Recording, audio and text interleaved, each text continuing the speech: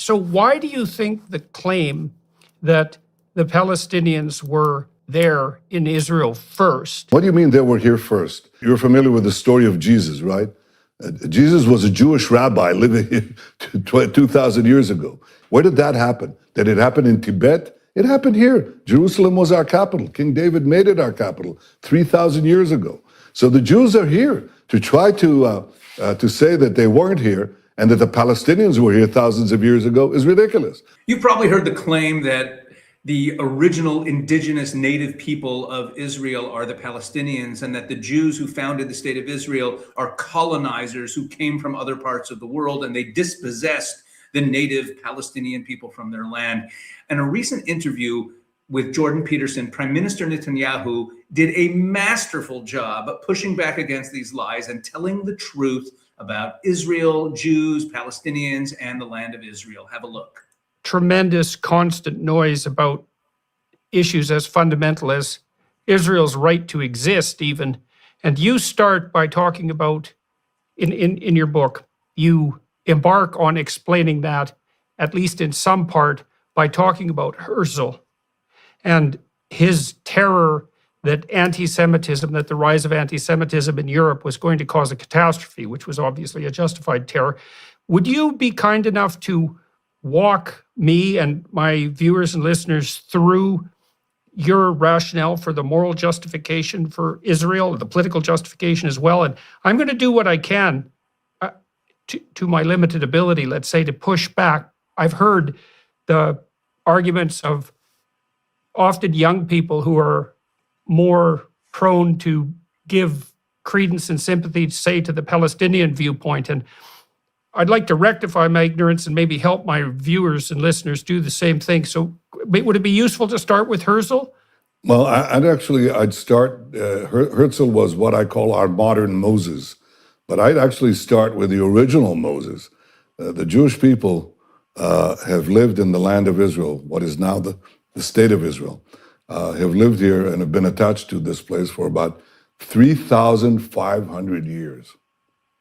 3.5 millennia. Now, for the first 2 millennia, roughly, of that time, we were living in what is described in a text commonly known as the Bible. So the Bible describes how the Jewish people lived on this land, were attached to this land, fought off conquerors, sometimes were conquered, but stayed on their land. And that continued for a very long time until roughly the 7th century, actually, after the birth of Christ, okay? For roughly 2,000 years. We were conquered by the Romans, we were conquered by the Byzantines. They did a lot of bad things to us, but they didn't really exile us, contrary to what people think, okay? The loss of our land actually occurred when the Arab conquest took place in the 7th century. The Arabs burst out from Arabia, and they did something that no other conqueror, not the Romans, not the Byzantines, not the Greeks before them, not Alexander the Great, nobody did before. They actually started taking over the land of the Jewish farmer. They brought in military colonies that took over the land. And gradually, over the next 2 centuries, the Jews became a minority in our land. So it is under the Arab conquest that the Jews lost their homeland. The Arabs were the colonials. The Jews were the natives dispossessed. Well, that happens in history. The Jews were dispossessed. We were flung to the far corners of the earth, suffered unimaginable suffering because we had no homeland. But we didn't disappear, and we never gave up the dream of coming back to our ancestral homeland. So generation after generation, the Jews could be in Warsaw, they could be in Yemen, they could be in China. And they said, next year in Jerusalem, we'll come back next year in Jerusalem. Well, that was made possible because the Arabs who had conquered the land basically left it barren. They never made it their own. It was a barren land. It really had, practically it was an empty land. And in the 19th century, the idea of coming back next year in Jerusalem became a reality. By the way, in part because of Christian Zionist support for the idea of the Great Return. The Jews came back in the 19th century to the land of Israel. The result of this return was that we started building farms, factories, places of employment, Arabs from nearby countries started immigrating, and they call themselves Palestinians. They reconstructed history and said, we've been here for centuries. No, they haven't. They weren't there at all, and they didn't have a national consciousness. We came back, made it our land, and we said, okay, we now will live together. We decided to establish a state in 1948, that's 75 years ago, and we said, everybody can live here. The Arabs said, there can't be a Jewish state. You have no right to be here. It's our land. It's not your land. It's been our land for 3,500 years. If you took over somebody's apartment, knocked them out, dispossessed them, and they never gave up the claim, and they said it's our claim, and you left this barren dump, okay? And the families, the progeny of the people you kicked out, came back, rebuilt the house. You cannot come back and tell them, you don't belong here, we're going to kick you out, especially since you're latecomers who've come to live in part of the house, which is what the so-called Palestinians are, okay? We say to them, you can live here, we can live here, but it's our land, it's our state. And the reason this conflict continues is because the Palestinians, who represent the colonial powers, the Arab conquest of the Middle East and beyond, they are saying, you have no right for a Jewish state. Well, we do. If any people has any right to a state, if any people never gave up their dreams of returning to their ancestral home, if any people rebuilt their home from nothing, from barren, wasted land, it's the Jewish people. To tell them, you have suffered more than anyone else. You have never lost your dream of coming back and rebuilding your national life in your ancestral homeland. You have no right to be there. But the Arabs who are trying to destroy you, they have that right. That is a complete perversion of history and also a complete perversion of justice. The Jews belong to this land belongs to the Jews. The Palestinians are free to live here next to us, among us, but they're not free to demand the dissolution of the Jewish state. That is not justice, that is injustice. That's the shortest lecture I can give you about Jewish history.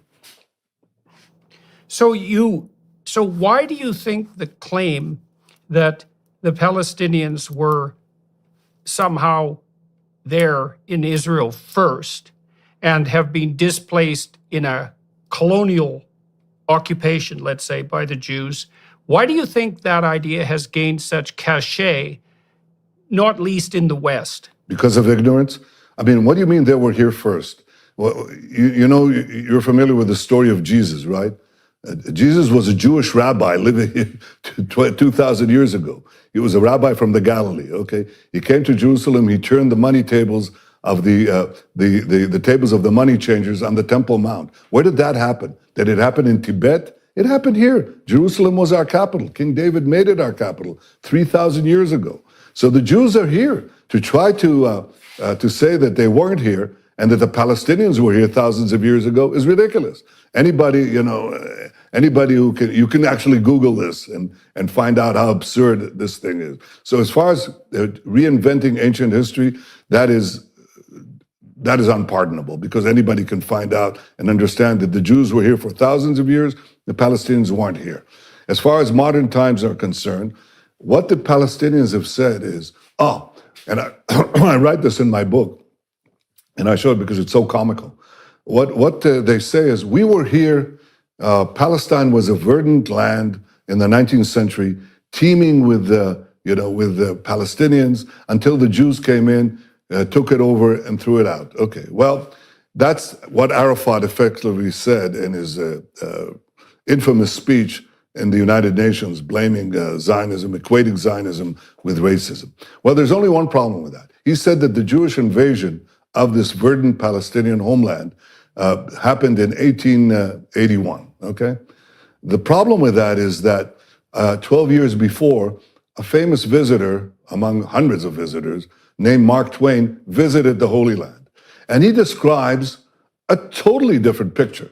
He describes Palestine, I'm quoting him, is a vast wasteland. He said, only imagination can grace this barren land with the pomp of circumstance and life. It's just, he said, we traveled for a whole day. We didn't see, in the Galilee, we didn't see a human being, one single human being. He said, Jerusalem sits in sackcloth and ashes. And as he was saying that, it's the Jewish return that began The Jewish return that began building the land. Well, perhaps one could argue, it's obvious that Mark Twain was not in the service of the Jewish state because it didn't exist. He wasn't in the service of the Jewish lobby because there wasn't any Jewish lobby. He was just reporting what was there. Could there possibly have been a tremendous influx of Palestinians between 1869 and 1881, the year that Arafat says the Jewish invasion began and destroyed the Palestinian paradise? Well, alas, no, because in the year 1881, another famous visitor visits Israel, and he visits this land, and he writes also his memoirs, okay? His name was Arthur Penrhyn Stanley. He was a very famous courtier of Queen Victoria's court, okay? And he came here on a special visit. And he says, I look south and I look north. He says, I'm in Judea. And I see nothing. He says, a barren expanse. And they both express, both Twain and Arthur Penrhyn Stanley say the same thing. When will the Jews come back and bring this land to life? And the answer is right then. We came back, brought it back to life. There were Arabs living here, but it was, as I say, a barren wasteland. But Arabs began to immigrate naturally because we created a rise in the standard of living that attracted Arabs from neighboring states. Those Arabs are now the descendants of those Arabs who migrated as a result of the Jewish return.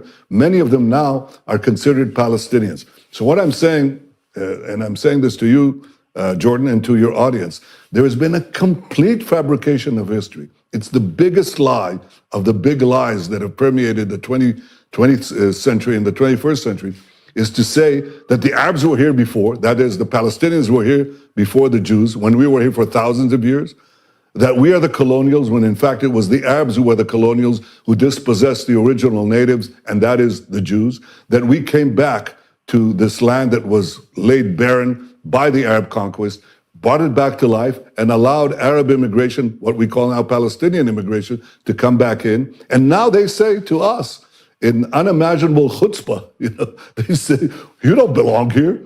They recreate ancient history, they recreate modern history, and this is a lot of hokum. It's ridiculous. Prime Minister Netanyahu laid it all out there. I just want to focus in on a few key points. First of all, the fact that the Arabs came up from Arabia and conquered not only the land of Israel, or what was called southern Syria, or later was termed Palestine, that whole area, Lebanon, Syria, the whole Levant was conquered by Arabs in the 7th century. They came up here. They're not indigenous to this land. So there's this perception that people have that when they look at Arabs who are Middle Eastern, that's the way Middle Eastern people are supposed to look. Look, the Bible even says outright that King David was a redhead. I mean, that our picture of what a Middle Eastern person looks like is really based on the Arab conquests, who are the real colonizers. And Prime Minister Netanyahu also pointed out there that most Palestinians, most Arabs who call themselves Palestinians, were actually recent arrivals who started flooding into the land of Israel towards the end of the 1800s. In 1864, the British consulate reported that Jerusalem's population was only 15,000 people. More than half of those 15,000, according to the British consulate census, more than half were Jewish, and the rest were split evenly between Muslims and Christians. So, it's obvious that, from the historical record, that this claim that there was like this whole Palestinian society here was false. One great way to test someone who claims that there was this nation called Palestine is ask them to name a single person from history who was famous for being the leader of the Palestinian people before the middle of the 20th century. Just name one, name like king or sheikh or emir or whatever term you want to use, some famous figure from history who was the leader of the quote unquote Palestinian people. Now, don't wait around for an answer. There isn't going to be one. But I want to focus in just for a couple minutes here on one other point that was made.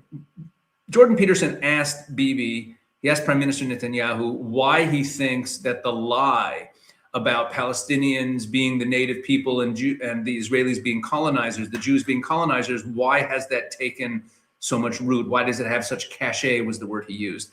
And Prime Minister Netanyahu just said, well, it's ignorance. But I want to drill down on that because it's not only ignorance. I think there's another issue here at play, which is that the vast majority of people in the world today do not identify with any ancient people from thousands of years ago, unless they live in the very same land. Like, let's say Chinese people who lived in China and never went into exile, they probably do. But if you stop your average person, let's say an American who's from Italian descent, and ask them if when they're studying the history of ancient Rome, they feel like they're studying their own personal history, they'll probably say no. Same thing with someone who's of Greek descent, if they're studying the history of ancient Greece. Most people in the world today don't feel any association with any ancient people. And the vast majority of small nations from the ancient world who were conquered and exiled and scattered throughout the world have lost their identities.